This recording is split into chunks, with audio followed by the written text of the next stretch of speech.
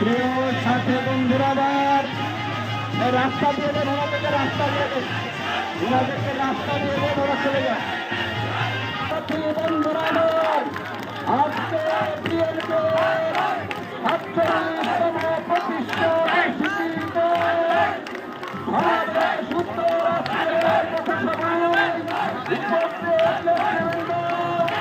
কিছুক্ষণ পরে আমাদের র্যালি শুরু হবে।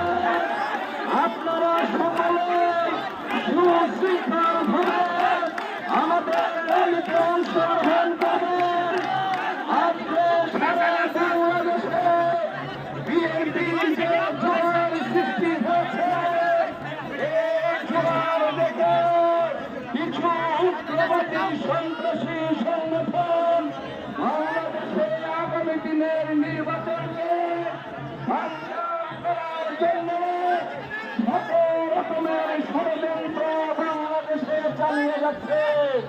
আজকে আমরা এই প্রতিষ্ঠাবার্ষিকীতে শপথ নেব, তাদের ওই ষড়যন্ত্রে আমরা কোথাও তাদের ফাঁকানো খাতে পা দিব না।